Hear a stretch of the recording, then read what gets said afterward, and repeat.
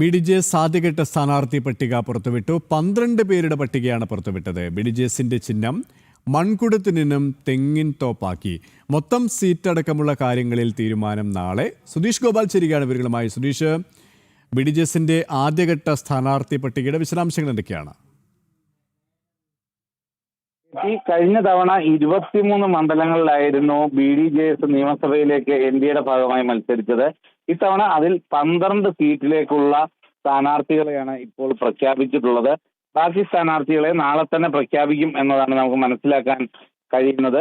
അതോടൊപ്പം തന്നെ എടുത്തു പറയേണ്ട ഒരു കാര്യം, മൺകുടമായിരുന്നു BDJSന്റെ ചിഹ്നം, അത് തെങ്ങിൻ തോപ്പായി മാറ്റിയിട്ടുണ്ട്. ഇത് സംബന്ധിച്ച് ഇന്ന് BDJSന്റെ യോഗം ചേർത്തലയിൽ ചേർന്നിരുന്നു. അതിന്റെ അവിടെ വെച്ചാണ് ഇത്തരം കാര്യങ്ങളെല്ലാം തന്നെ തുഷാർ വെള്ളാപ്പള്ളി അടക്കമുള്ള ഭാരവാഹികൾ പ്രഖ്യാപിച്ചത്. ഇതിൽ ഏറ്റവും പ്രധാനമായി പറയേണ്ടത് ഈ സ്ഥാനാർത്ഥികൾ ഇപ്പോൾ നിശ്ചയിച്ചിരിക്കുന്നത് 12 മണ്ഡലങ്ങളിലാണ്. അതിൽ കുട്ടനാട്ടിൽ സന്തോഷ് ശാന്തി, അതോടൊപ്പം കായംകുളം തമ്പി മേട്ടുതറ CPIയിൽ നിന്നും വന്നതാണ്. നേരത്തെ ആലപ്പുഴ ജില്ലാ പഞ്ചായത്ത് വൈസ് പ്രസിഡന്റ് ആയിരുന്നു.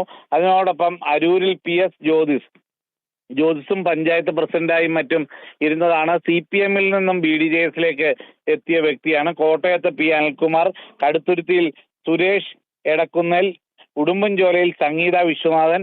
ഈ BDJSന്റെ 12 പേരെ പ്രഖ്യാപിച്ചതിലുള്ള ഏക വനിത അഡ്വക്കേറ്റ് സംഗീത വിശ്വനാഥാണ്.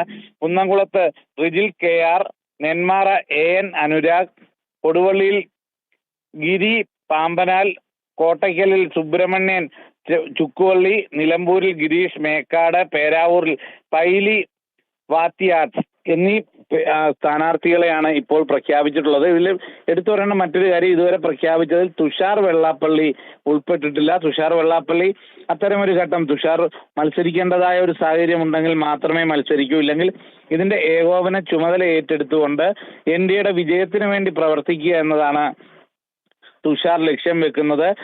ചിട്ടയായ പ്രവർത്തനത്തിലൂടെ വളരെ കാര്യമായ ഒരു മേൽക്കൈ ഇത്തവണ BDJSനും NDAയുടെ ഭാഗമായി നിന്നുകൊണ്ട് നേടാനാവും എന്ന പ്രതീക്ഷയാണ് അവർ പങ്കുവെക്കുന്നതും KP.